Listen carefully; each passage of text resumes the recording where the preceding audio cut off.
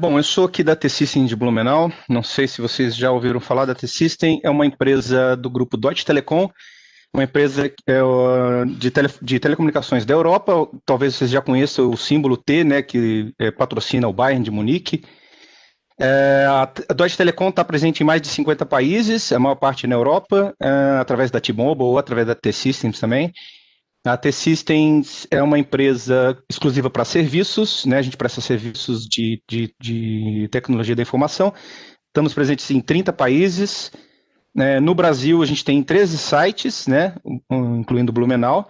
Ao todo, nós temos. Peraí, deixa eu ver os números aqui.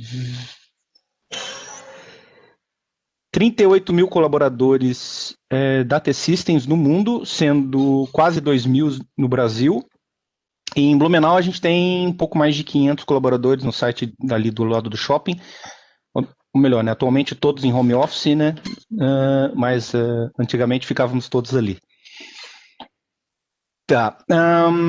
Então eu vou falar um pouquinho rapidinho sobre mim. Essa foto é de 15 anos atrás, tá? Desculpa. Nascido em Niterói, no Rio. Cresci em Taubaté, no interior de São Paulo. Terra do Manter Lobato, terra da grávida de Taubaté, do Mazzaropi, da Hebe Camargo.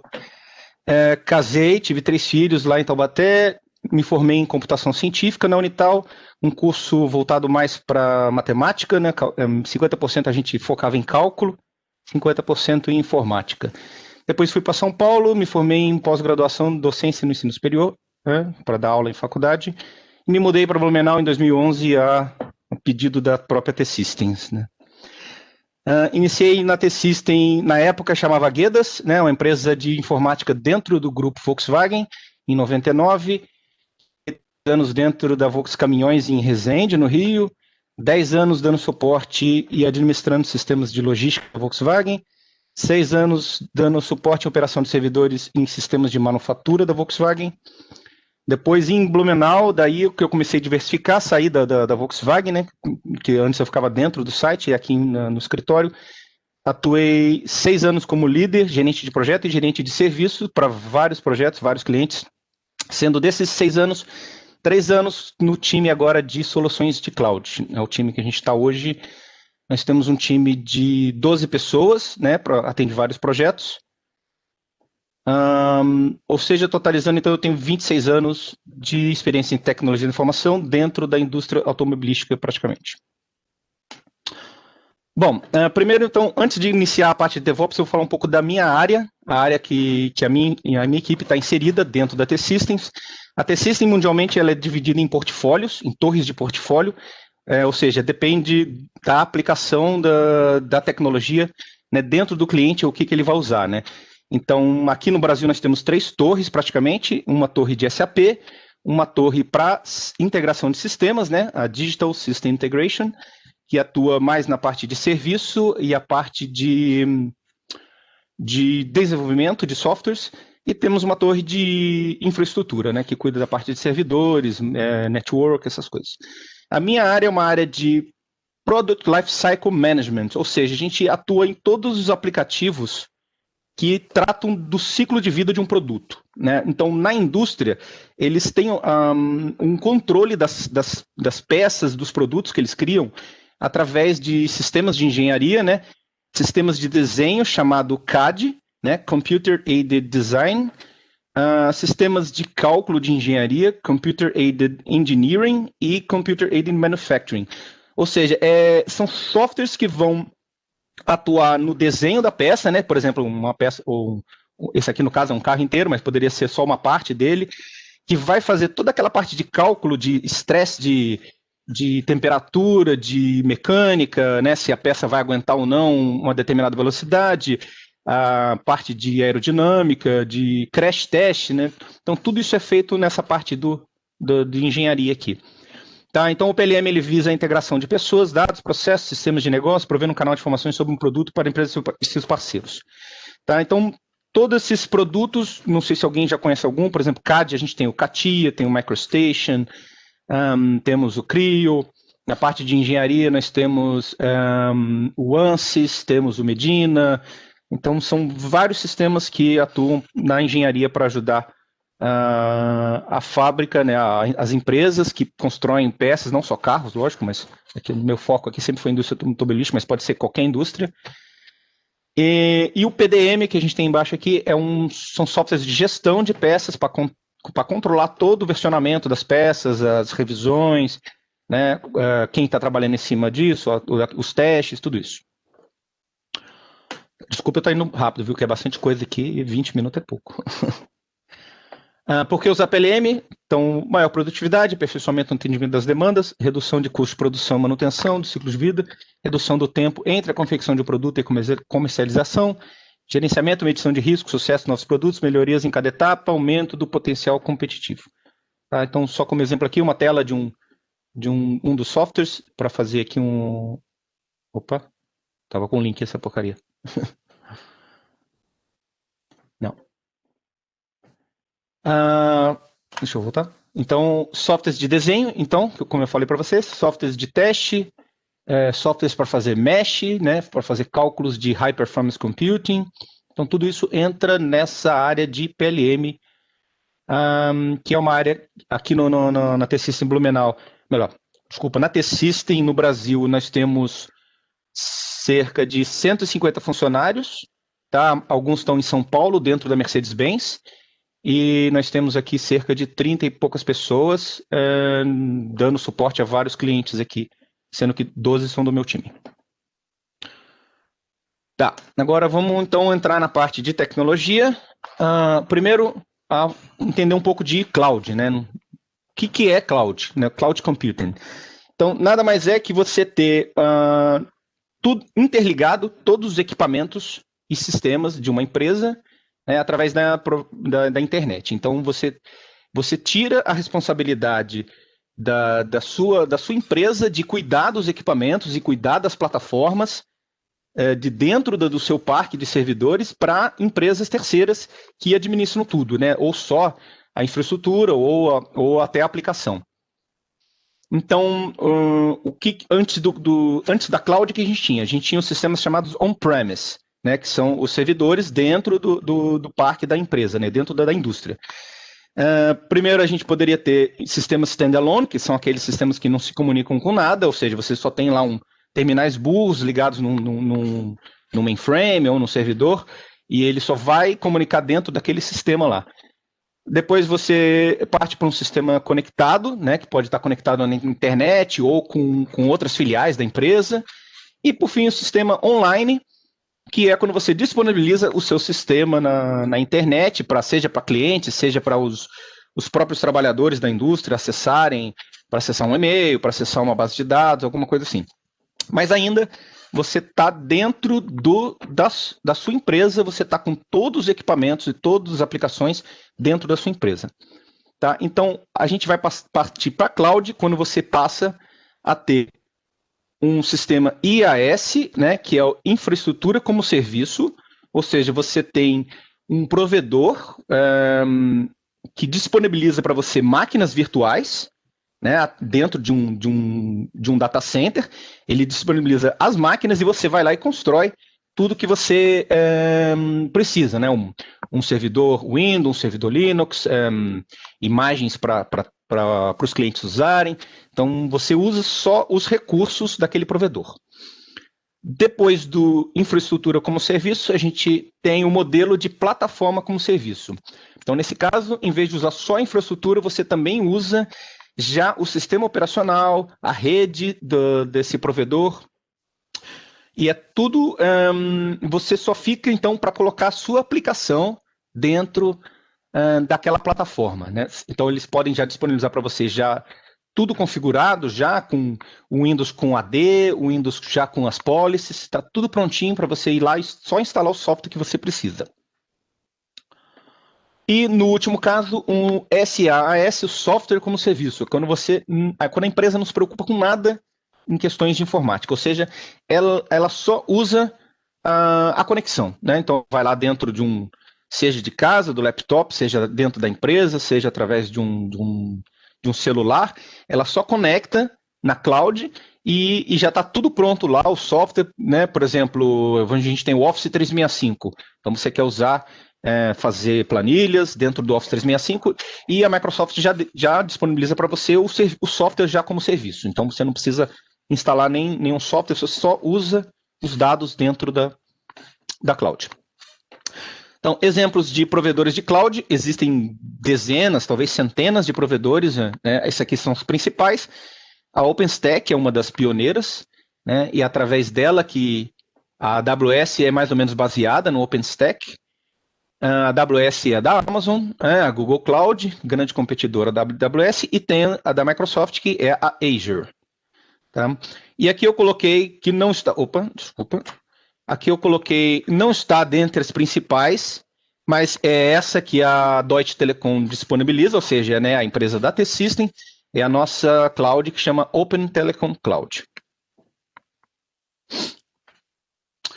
Bom, então eu comecei a falar de cloud um pouco porque a cloud normalmente é a base das tecnologias de DevOps. Tá? Então, o que é DevOps? Nada mais é que uma integração do time de desenvolvimento com o time de operações. Ou seja, aqueles que desenvolvem a solução do software, né, que programam o código, com o pessoal que vai fazer o deploy da aplicação dentro dos servidores, que vai controlar toda a instalação, que vai controlar que o serviço vai estar no ar, que vai fazer a parte de configuração de usuários, de network, tudo isso aí. Esse é o time de operações. Então, o DevOps surge nada mais com ferramentas e novas tecnologias e metodologias para agilizar essa comunicação entre o time de desenvolvimento e o time de operações, que antes eram silos separados, que daí demorava muito, né? Quando o time de desenvolvimento entregava um produto depois de semanas ou meses, o time de operações às vezes não tinha todas as informações para atuar, então havia um grande gargalo da transição de conhecimento entre o time de desenvolvimento com operações para colocar isso rodando. Então, quais são as bases de ferramentas e metodologias da cultura DevOps, né? Então, DevOps nada mais é que uma cultura, tá? Então, não é um sistema, não é um curso, não é nada disso.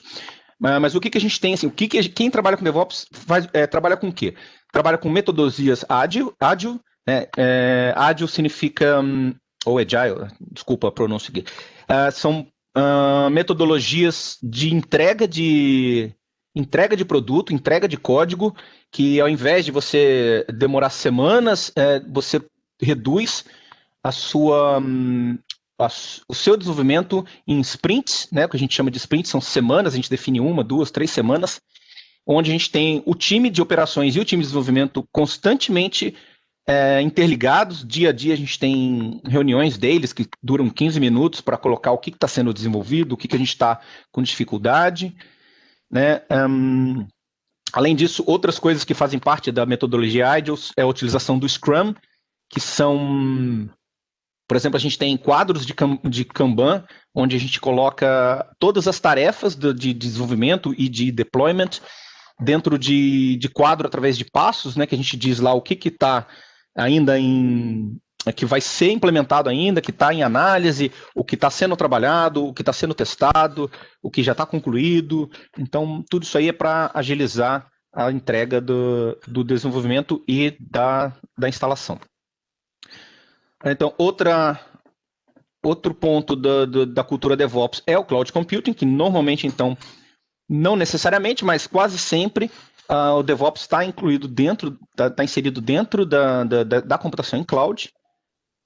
Temos a virtualização de servidores, temos os microserviços, que é uma virtualização da virtualização, né, quando você tem os containers, né, que são pequenos pacotes de programa que rodam separadamente dentro do sistema operacional, ao invés de rodarem tudo juntos, como se fossem pequenos executáveis que se comunicam entre si para facilitar a parte da entrega e a parte do desenvolvimento, ou seja, porque a gente consegue codificar os microserviços separadamente, entregar separadamente, e assim, quando a gente tem que fazer o deployment, a gente não precisa parar o servidor inteiro, podemos parar só alguns serviços, aqueles que vão ser atualizados, sem impactar a aplicação toda. Tá? Então, quem já ouviu falar de Docker, Kubernetes, é aqui que entra essa parte de microserviços. Monitoramento de aplicações é uma coisa muito utilizada em DevOps, ou seja, a criação de ferramentas que coletam dados de log do sistema, coletam métricas do sistema de CPU, memória, serviços que estão rodando, e através da filtragem dessa informação que é coletada, é colocado em dashboards, né? Então tem softwares específicos para montar esses gráficos, assim, para o que está rodando, o que não está rodando, né? Outro ponto da cultura DevOps é a automação de tudo. Então, tudo aquilo que a gente consegue, tudo que dá para fazer várias vezes da mesma forma, a gente começa a automatizar, né? Então, tem softwares específicos para automação, por exemplo, o Ansible, o Terraform. Então, são softwares que a gente vai criando mais ou menos scripts, né? Não é bem um script igual de programação, porque ele utiliza um arquivo próprio dele, um arquivo parecido com XML, mais ou menos, que é o YML, né? YAML. Então, esses arquivos de automação, esses arquivos eles vão conter atributos e funções para serem usadas pelos softwares de automação, como Ansible, né? E a gente consegue daí criar máquinas através dessa automação. Então você pode criar uma máquina inteirinha de Windows ou de Linux, você pode configurar um software inteiro, instalar qualquer software de forma automatizada. Então a gente reduz bastante o tempo de instalação, o tempo de deployment, o tempo de configuração de uma aplicação com esses softwares de automação. Outro ponto do DevOps é que quase sempre nós utilizamos softwares de open source, né? Softwares gratuitos ou softwares com licença que a gente pode utilizar de forma gratuita, dependendo da utilização, né? Algumas a gente tem que partir por modo enterprise, quando a gente precisa de um certo suporte da empresa, mas quase sempre é utilizado softwares gratuitos. E outro ponto da cultura DevOps é o versionamento de códigos e documentos, ou seja, a gente controla tudo aquilo que é codificado, tudo aquilo que é documentado, é controlado em alguns softwares específicos para saber quantas vezes já foi alterado, quem está alterando. Então, é criado, né, é criado um controle para que uma pessoa não sobreponha o código do outro. Tá? Então, isso aí é feito através de softwares de versionamento, como Git, SVN, Tortoise, essas coisas. Bom,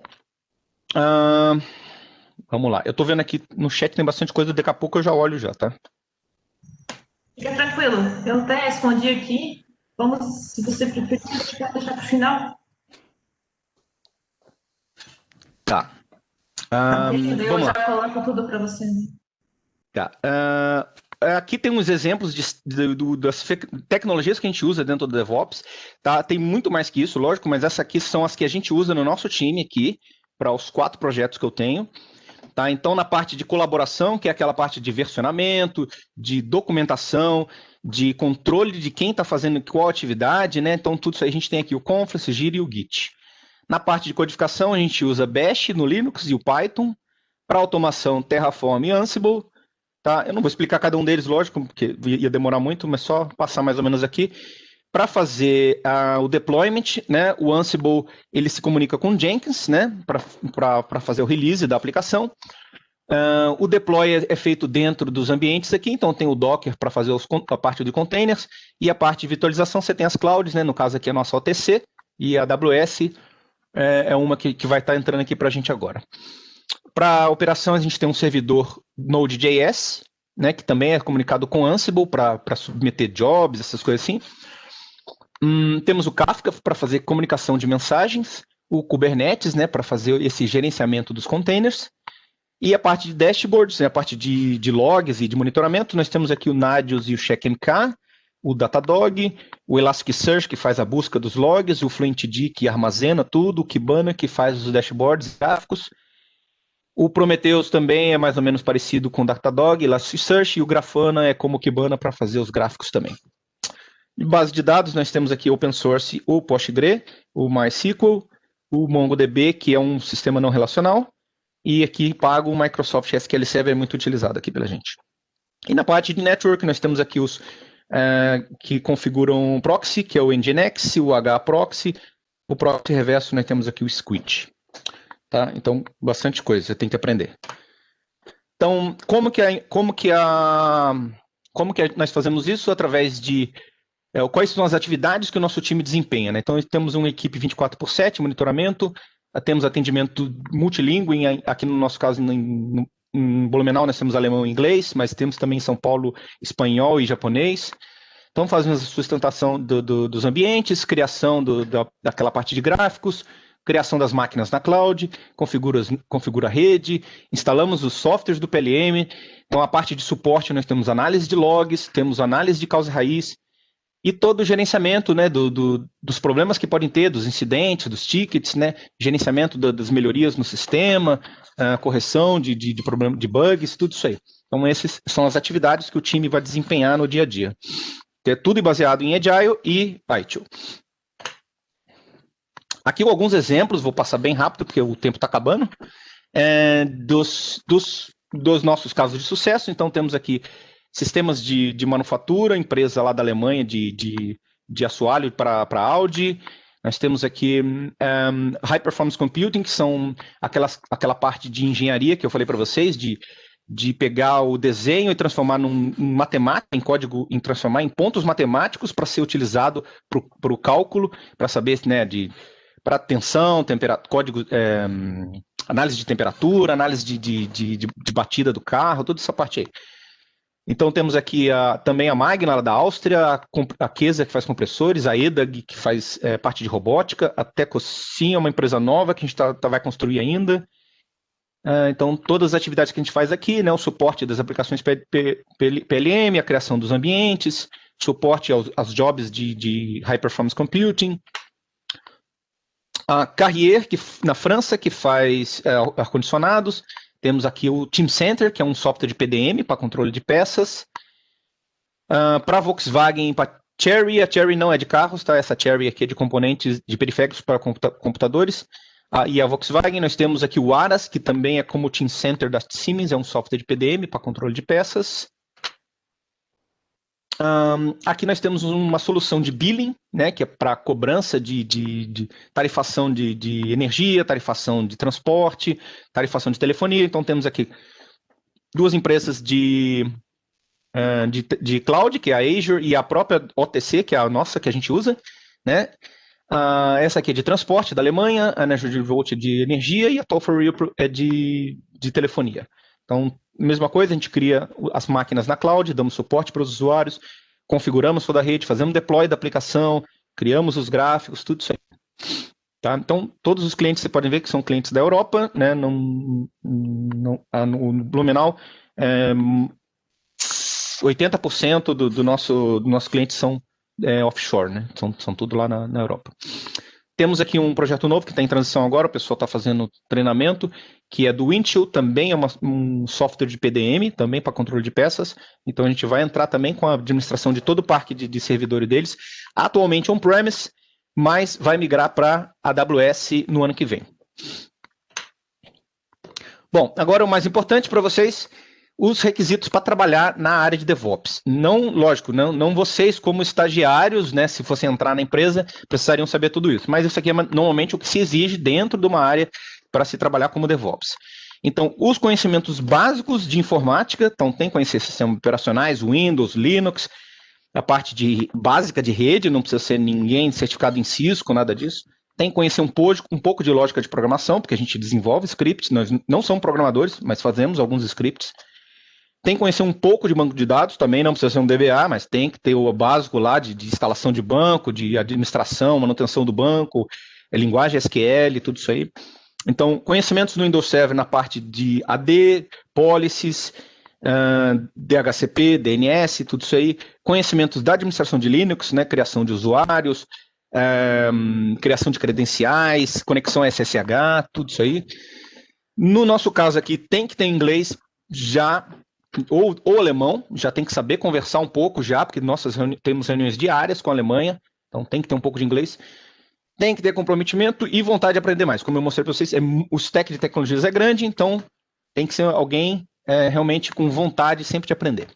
Desejável, programação em linguagem script, a gente usa um pouco, então não é uma coisa mandatória. Tecnologias cloud, dá para aprender rápido, então não precisa entrar sabendo.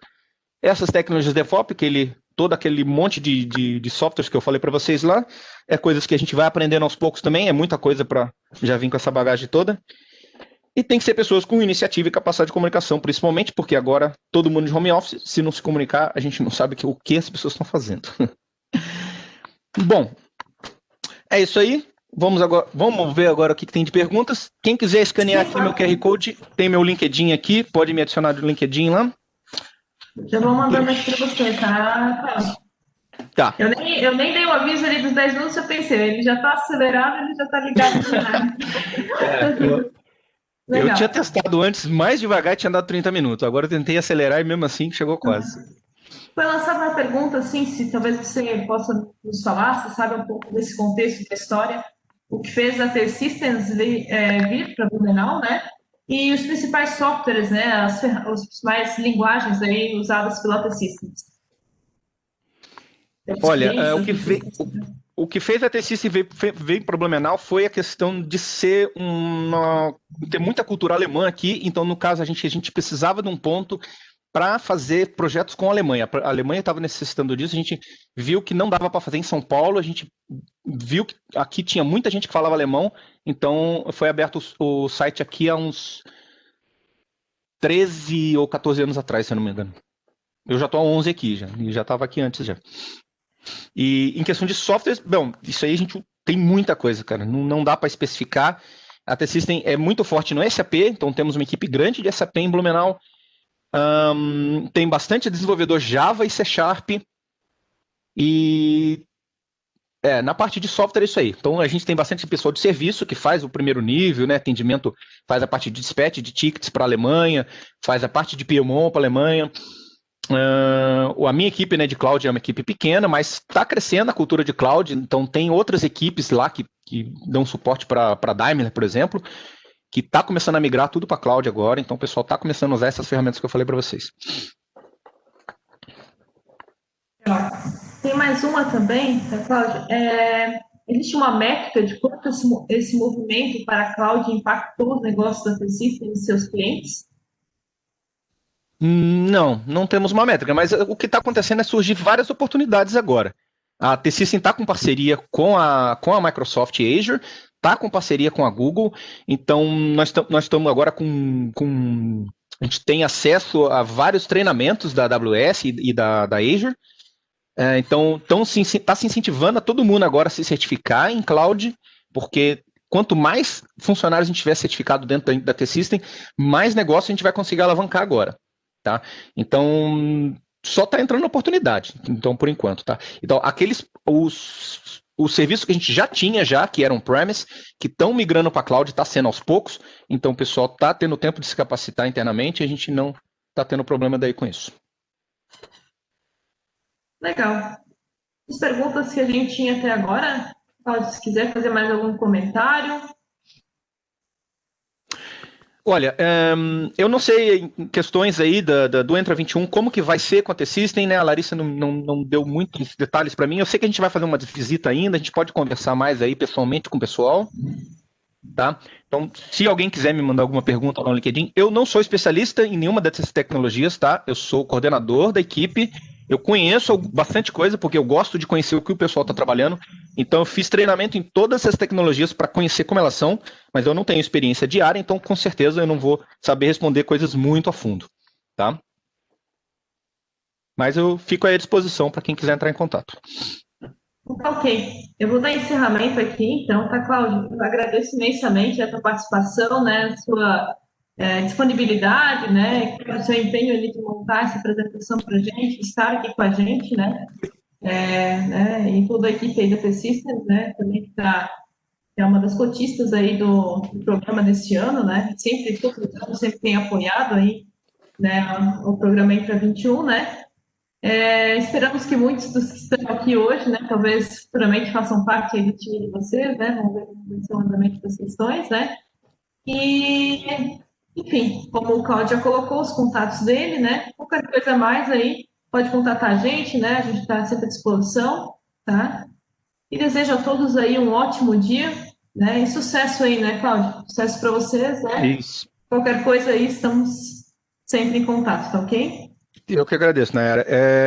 Tá sendo bem difícil encontrar profissionais capacitados em todas as tecnologias, então quanto mais gente se interessar, melhor, né? Então, com certeza, vai conseguir uma colocação boa ou na T-System ou no mercado aí fora, com certeza. Capacitação é tudo, né, gente? Buscar conhecimento, buscar pelas comunidades, né? E realmente, né, está sempre ligado, né? Como o próprio Claudio disse também, a questão do inglês, né? Dos idiomas, do alemão, enfim, Sim. buscar por essas capacitações, né? Pessoal, é isso. Eu fecho nesta manhã, então, né, a minha sala 6, né? Que é a sala do ciclo de palestras, tá? Espero poder ter atendido a todos aí, né? Ter conduzido bem aí os eventos que a gente teve, né? E é isso aí. Muito obrigada, tá, Cláudio? Bom trabalho a Obrigado a você. todos. Tchau, tchau. Tchau.